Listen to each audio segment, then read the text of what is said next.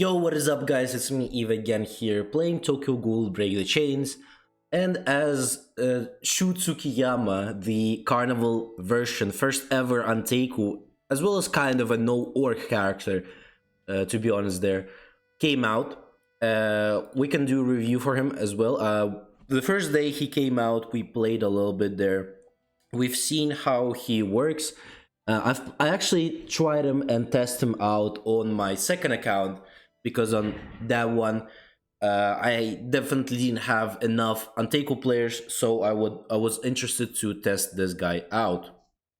So in my initial thoughts, this guy, in terms of damage, he's pretty good. The problem is he doesn't have much place in Anteiku itself. Like Anteiku doesn't really need another damage dealer. The damage in Anteiku is already like really low, so they already been surviving just purely on the tankiness of the full team, and they are not really interested in having damage dealer. Again, even though that sounds a little bit controversial, but for now it seems like he doesn't really suit any type of team in that Teiku. I'm gonna show you the team after I've shown you the kit. We'll talk about the kit first, and then I will show you the team that I would maybe more recommend to use on him or see how he would work. So overall, his stats are very high, like CP wise, pretty fucking strong. That's really good. Obviously, this is now we're getting into this point where the power creep is going in, because again, the more CP, the better, and everyone is trying to get the better characters with the best CP. So Tsukiyama in that sense is really good. His attack is also extremely well. He works with the big, he's got a very big HP, so he also really likes any other character in his team, like especially Anteiku characters, because they also are very in love with having a good HP, as well as he kind of loves Charm from Green Toka too, because of his high HP stat, you can easily get the HP on him very high. So in that sense, character-wise, he looks very good on paper.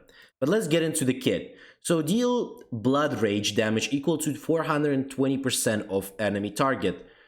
Blood Rage, when attacking, increase damage dealt by 5% for each buff on yourself.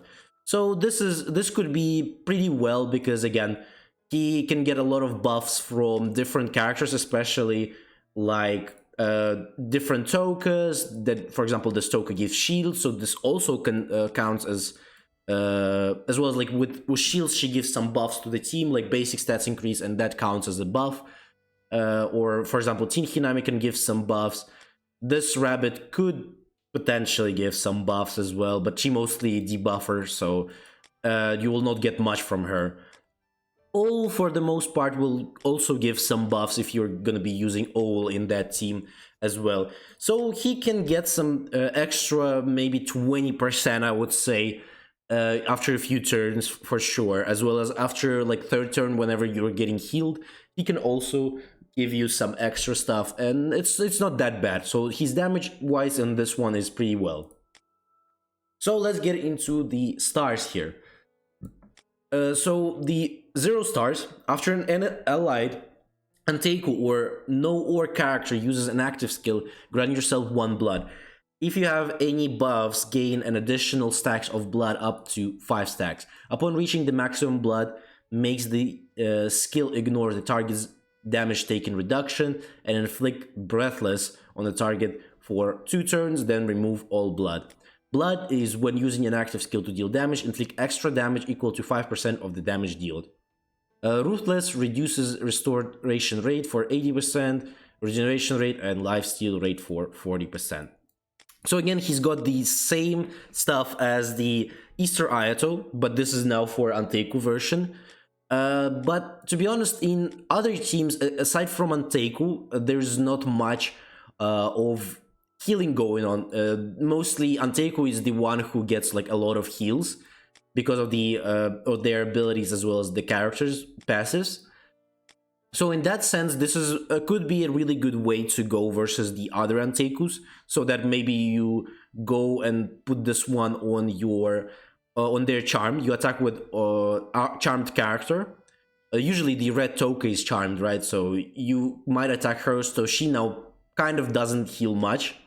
As well as you reduce her lifesteal as well, so she doesn't get that much lifesteal anymore. As you can see here, he's got the target damage taken reduction.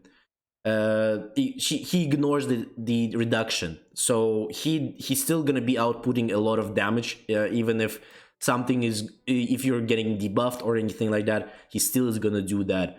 And he kind of doesn't care about characters like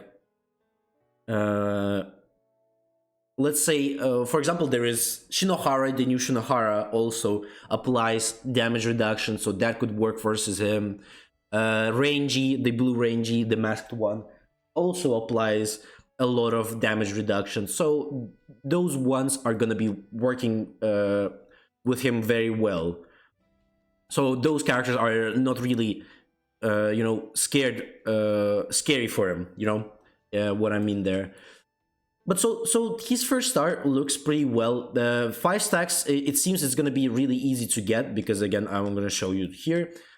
For each Anteiku and no orc character on the field, increase your basic stats by 4% up to 16. When allied character on the field are Anteiku or no orc, increase all allied characters' basic stats by 10% when the battle starts. If all allied characters on the field are Anteiku or no orc, grant yourself 3 stacks of blood.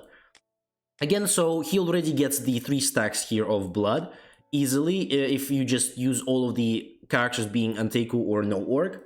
And then he just also will get these like 1 stack by itself by when someone is just doing the active skill. So after 1 turn, he should be able to get he should be able to reach the max of his blood. So in that sense, it's very easy and fast to get his max out blood, and that will be good for his 3rd star. We'll get into that. But again, after I've played a little bit, we were changing teams, and I didn't really feel like this was worth it to do something. For example, on my 2nd account, I've tried to put this Shu, Red Toka, Rangy, Masked Rangy, and Rabbit, for example. We tried to do Sen, Shu, Rabbit, and Red Toka in one team, and it felt like this was lacking off a little bit. Like these 10% wasn't really worth it to do. So I don't know. For me, it feels like this percentage-wise, maybe I just didn't feel the increase in basic stats. Like I didn't feel my like a little bit more defense or a little bit more damage. All of that, I didn't feel anything like that. So in that sense, kind of bad. But these 3 stacks getting easy on that one is pretty good. As well as like instantly getting 3 stacks is basically means that you're getting instantly 15% for blood bonus there. 3rd star. So okay, let's read the 2nd star. But obviously 2nd and 4th star are not really important that much. Applying weak increases attack by 10%. Like great, but this is only, again, will probably work versus characters like that are dark there. Upon reaching maximum blood, gain 15% crit rate, 30% crit damage, and 10% attack for 2 turns. This effect can trigger once per turn. So this, like, he can get this blood every turn, basically. Almost I think every turn, because again, he gets this in the start of the battle. He instantly, after the 1st turn, he's already getting the blood.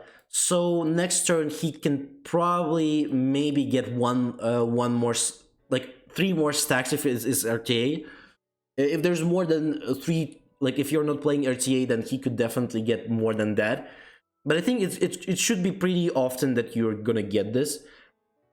Especially depending, I guess, on what characters you're gonna be using in the Anteiku. But again, this is pretty good. Like crit rate, 15%, 30% for crit damage, also pretty well, and 10% for attack. Looks pretty fine to me. Definitely could be a big damage in terms of the 3 stars here. For 4 star, grant yourself a 2 blood after powering burst. Blood when using an active skill to deal damage, inflict extra damage equal to 5% of the damage dealt. Again, this is showing that he probably really likes to have Sen in his team again, and giving probably Sharpen to him as well, because again, with Sen triggering Power Burst is going to be probably much easier than triggering like without it. It's going to be very hard to get to a 3-star skill and trigger the Power Burst there as well. So I think in that sense, he probably wants a Sen, but this is where the problem starts. No Orc doesn't have a really good team. Like for themselves, no Orc for most part is all around just random characters. So in Norm Orc, for example, this is not looking really well. Like we only have Shu, but Shu is an assistant character, so you're not gonna be using him in the main team. He's pretty useless there. Sashi is a pay-to-win character that you will need to donate like $2,000 for to just even get him. Not even saying to get about a few copies of him. Sen is the only character that is out of all of these characters are really good and really played. Itori is okay, but sure, but no one is gonna play 2 supports in the same team, because again, it's also really bad. You'll not have any damage, as well as your CP is gonna be very low. Uta is also a support. Rize is a pretty shit character. Again, after maybe an early game, again, she's pretty decent, but after like mid game, she becomes pretty useless. So no one is going to be using her. Other Shu as well doesn't work much there. So there is basically no characters for now in the No Orc. Corona naturally got buff with the newer C cells that they get, but unfortunately, I don't think that feels like it's worth to play them after getting that, for sure not. So, Orc doesn't have much except for Sen. And then this becomes like a little bit of a problem where you need like no organ. You'll need to rely a lot on Anteku for them to make a pretty decent team. But this again, I don't think this feels like a good team for short for him. Again, Sen is mostly used for those who are good on CP and they start first, but on Anteku, all of them are a little bit lower on the lower side of CP, except for Shu right now. So in that sense, you'll probably never start first for the Anteku, and then Sen pretty much useless because she's gonna get one-shotted easily. And then if for example, if you're playing versus Aogiri, if Sen is getting one-shotted by Jason, then your team is probably gonna get shotted as well. After that, after just you're giving them the free passive on you, basically. So in that sense, I don't really like how he looks. Same goes for Anteku. It feels like there's just better characters to use in Anteku because his tankiness is not that big. Other characters in Anteku are much better, and he doesn't bring much to the team except for those like 20% of basic stat increase that on his first star, and then you still need the full Anteku team to do that. He brings some damage into the team, that's for sure. He's much better in terms of damage, but again, I think it's just better if you use more tankier characters. It's like Aogiri, Anteku loves that more, and they work so good together that they just don't need another damage statistic or a CP statistic. Even if you're not starting first, for the most part in Anteku, you could definitely win a lot of the time. And it feels like for now he's lucking off on that side.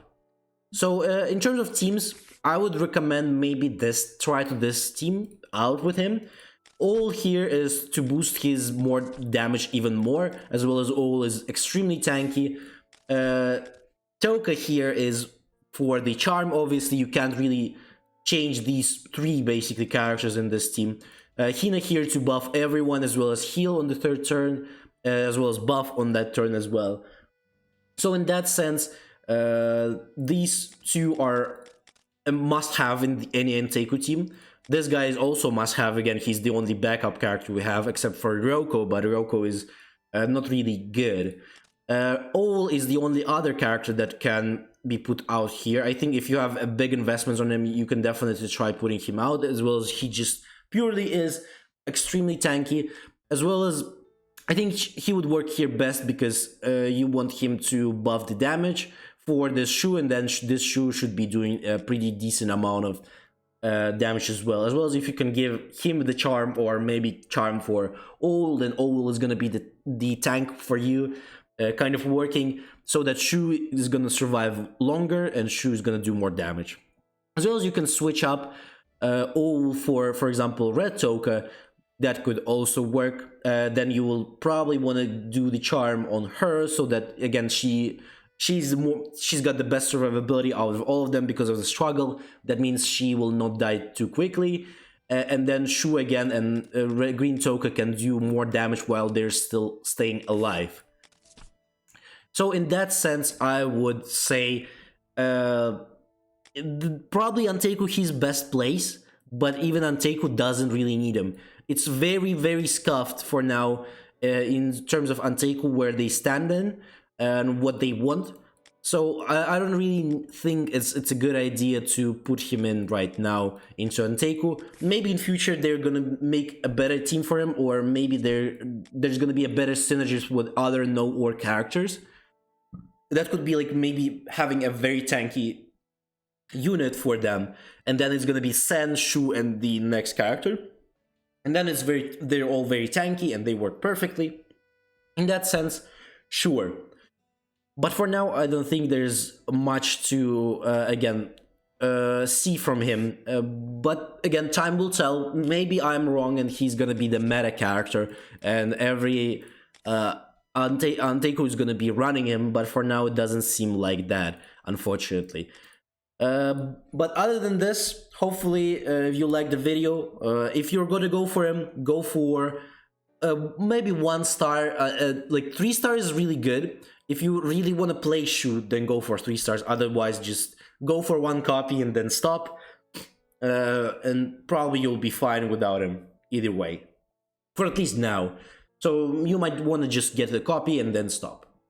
Other than this, don't forget to like, subscribe, leave a comment, as well as I stream every day, so I might be streaming right now. You can check it out, as well as you can join the Discord to get the notifications. I always post beforehand, before the streams, so you will not miss anything. Other than that, hopefully you have a great day, and I'll see you in the next one.